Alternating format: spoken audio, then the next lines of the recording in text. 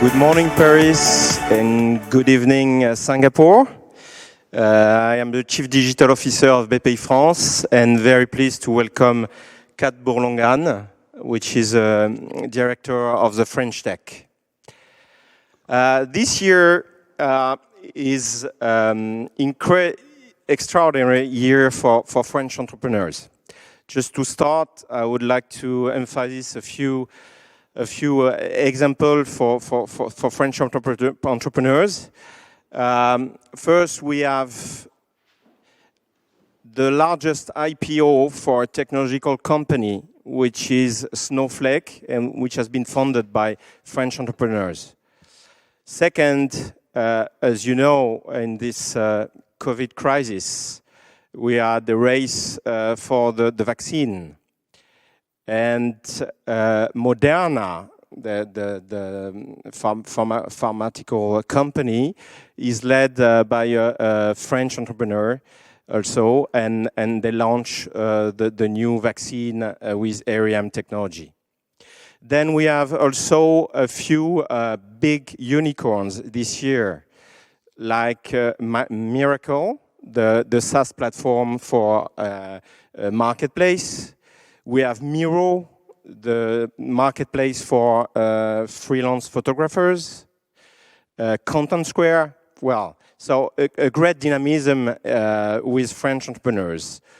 But then I would like to ask Kat, and then what's the French Tech exactly? And is this a club, a private club? Is this an open community in the world? Could you tell us about this French Tech scene? Yeah, sure.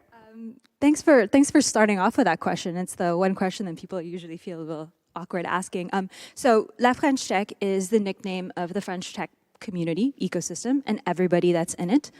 Whether you're a founder, you're an investor, you run an incubator, accelerator, but it's also the name of what I would probably refer to as a rather well-coordinated movement that's got two sides. You've got the side of the ecosystem where you have, of course, all of the startups, but also 114 official French tech communities all over the world, from Singapore all the way to Saint-Malo. And you also have, well, us. You have the government as well, which tries to do its own part in making sure that we hit the goals that the president set for us, which is 25 unicorns by 2025, but not at any cost, not at the cost of diversity, not at the cost of the planet, and not at the cost of territorial inclusion.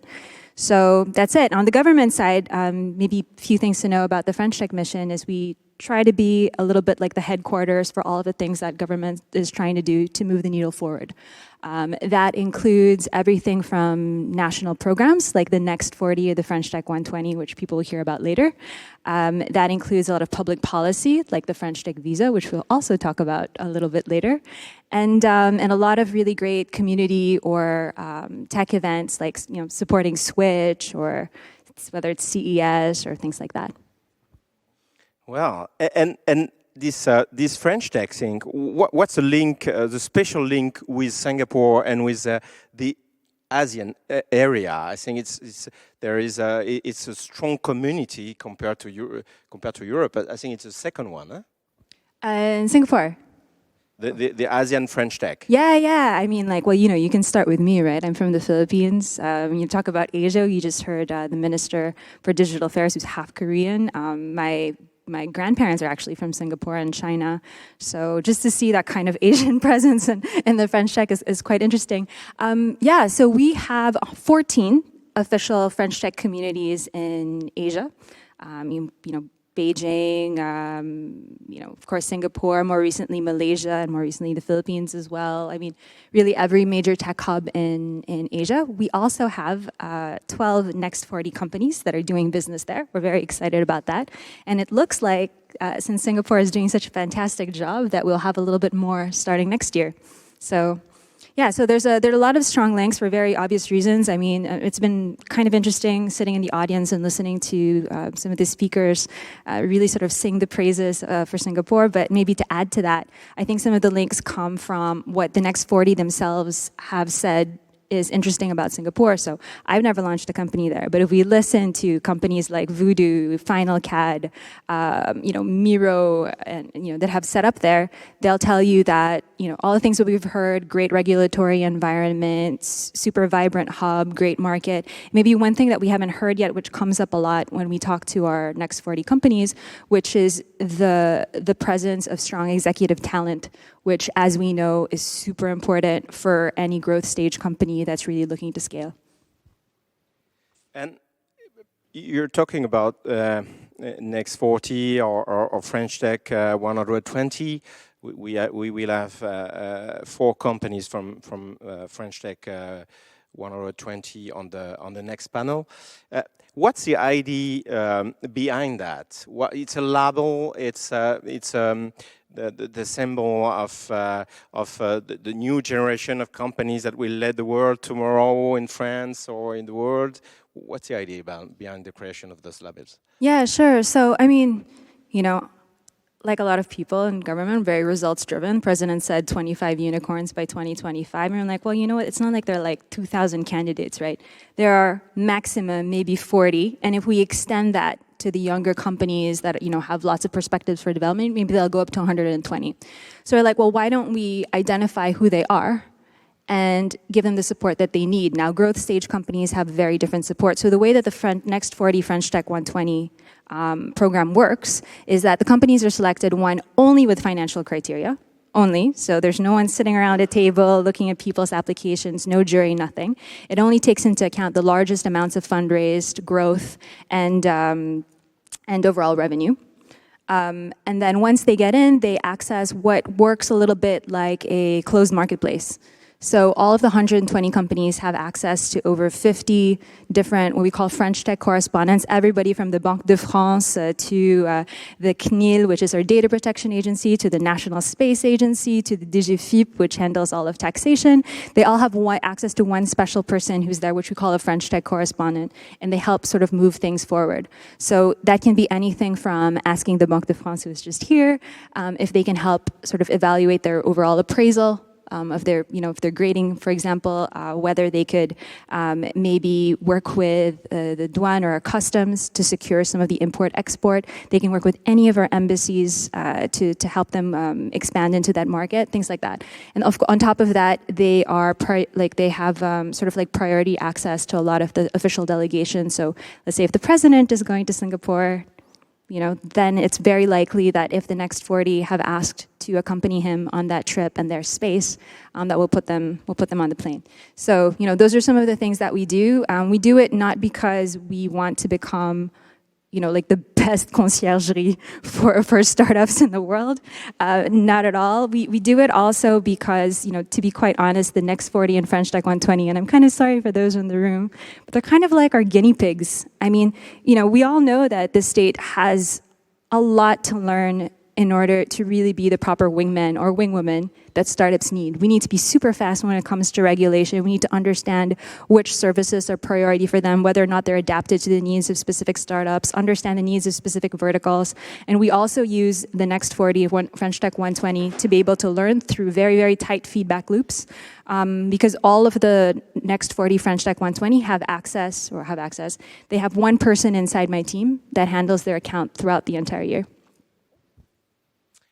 And if we zoom to Singapore, I heard that Singapore was launching what they call a tech pass, and Singapore has been inspired by France on what we launched before, which is the French Tech Visa, and I think can be interesting that you share with us some insights on this French Tech Visa. How many people have joined French startups or have settled down in France with this visa? Yeah, sure. So maybe a few words on the French Tech Visa. I mean, lots of different companies, lots of different countries have entrepreneur visas or talent visas. What's special about this is, quite literally, any startup in France, whether they're French startup or otherwise, as long as they have an entity here, they can bring in anyone from anywhere in the world, no diplomas, no need to justify why they chose them, get them and their family in France in a matter of weeks. Even with the COVID travel bans there's an exemption for the French tech visa, and get them residence permits valid up to 4 years, renewable. So, it's more than a, and I'm saying this as an immigrant, right? As an immigrant who's had to apply for I don't know how many visas in my life. It's more than just an administrative procedure. When we designed it as kind of like a love letter to foreign talent, telling them that, hey, France is open now, come in France, work in France, set up your companies here, join the French tech movement. And so, yeah, that's where we're at. Unfortunately, I don't have the numbers for the individuals that use it, but I do have the numbers for the startups that have used it. And as for 2020, we're at roughly 1,000 now. So, they could have hired one person or they could have hired 100. Great, 1,000. And so what Kat, what would be the message to the Singapore audience and to Singapore companies if they want to settle down a subsidiary in Europe, or if they want to have an R&D center in Europe? What could we share with them? I mean, so, when it comes to R&D, Singapore is pretty strong as well, right? And they've, like us, they've invested quite massively in their own deep tech ecosystem. So, I mean, the president has said this, and Cedrico has said this as well. It's that, there is this general vibrant global tech ecosystem, but at the end of the day, you really do have these two giants, which are China and the US, and then the rest of us are, quite small in comparison. So the thing that I would invite Singapore to do is just a little bit more of what it's already doing. We already have great Singaporean companies in France. If we're talking about fintech, we've got Dathina and Upskills, for example, and we've sent over, we have 12 next 40 companies that are doing business there, and more that are coming in 2021, and more delegations that are planned this year. And I think it's been really wonderful that we've been able to do things like be in Singapore, but from the Palais Brongniart.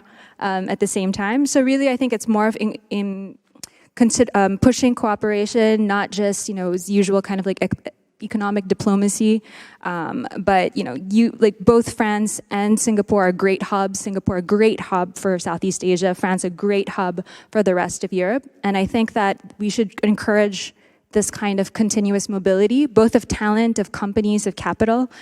Just keep it going, really. We're already doing a pretty decent job, I'd have to say. And I believe, as was mentioned before, we had two fintechs of last year delegation who started business in Asia and settled down in Singapore. And next year, I believe that at least 50% of this year delegation will settle down in Singapore, if not, and we'll have great activity over there because they are great champions. We will talk about them after.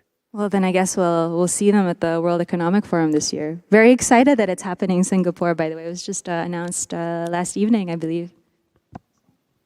Yes. I think we're down. Yes.